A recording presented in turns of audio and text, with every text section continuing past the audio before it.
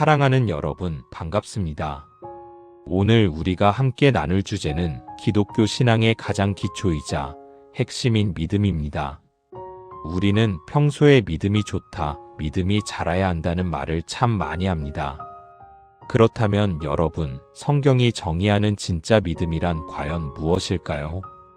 혹시 믿음을 무조건 의심하지 않고 덮어놓고 믿는 것이라고 생각하진 않으셨습니까?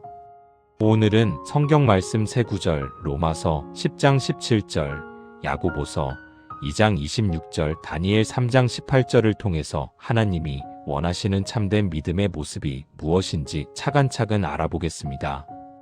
먼저 믿음의 시작에 대해 이야기해 봅시다. 일부 잘못된 가르침이나 오해로 인해 신앙을 이성적인 생각은 멈추고 무조건 받아들이는 것으로 여기는 경우가 종종 있습니다.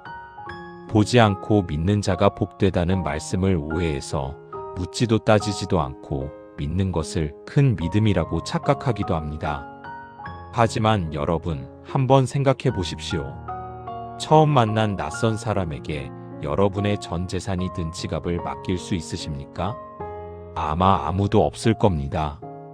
그건 믿음이 아니라 사실 좀 무모한 행동에 가깝습니다. 하지만 30년을 함께 지낸 배우자나 평생을 함께한 친구에게는 맡길 수 있습니다. 왜 그렇습니까? 그동안 쌓아온 관계와 신뢰의 시간이 있기 때문입니다. 저 사람은 나를 배신하지 않을 거라는 확실한 신뢰가 있는 것이죠.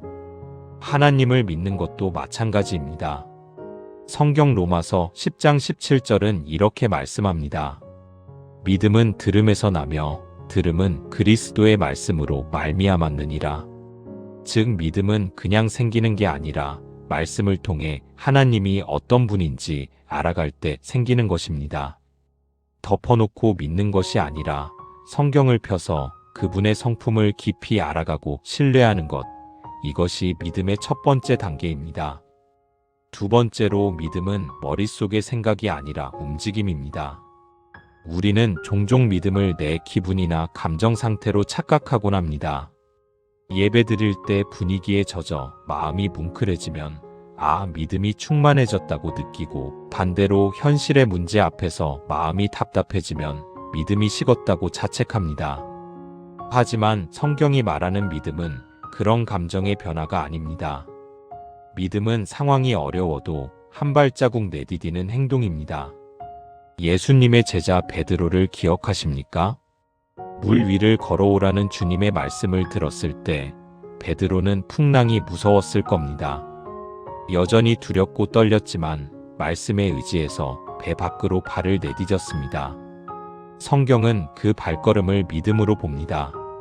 야고보서 2장 26절은 아주 엄중하게 경고합니다.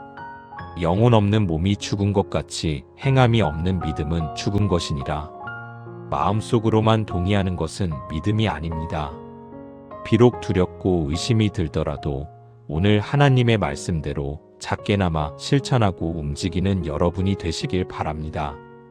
마지막 세 번째, 이것이 가장 성숙한 믿음의 단계입니다.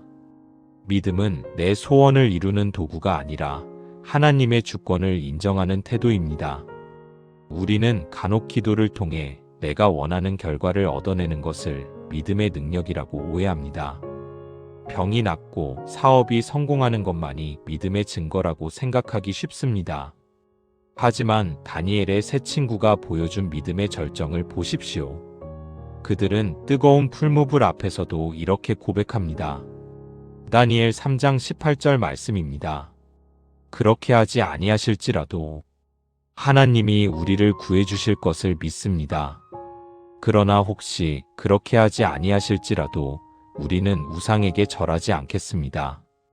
이것이 진짜 믿음입니다. 내가 원하는 결과가 아닐지라도 내 생각보다 하나님의 계획이 더 크고 옳다는 것을 겸손하게 인정하는 것. 내 삶의 주도권을 온전히 그분께 맡겨드리는 것. 이것이 예수님을 따르는 우리가 추구해야 할 성숙한 신앙입니다. 말씀을 정리하겠습니다. 사랑하는 여러분, 믿음은 맹목적인 자기 확신이 아닙니다. 말씀을 통해 하나님을 깊이 알아가는 것이고 삶의 자리에서 말씀대로 행동하는 것이며 그리 아니하실지라도 하나님의 뜻을 신뢰하는 것입니다. 오늘 이 영상을 보시는 모든 분의 삶 속에 감정에 흔들리지 않는 단단한 믿음이 뿌리내리기를 소망합니다. 하나님의 지혜와 평안이 여러분의 삶과 가정, 그리고 하시는 모든 일 위에 가득하기를 주님의 이름으로 축복합니다. 감사합니다.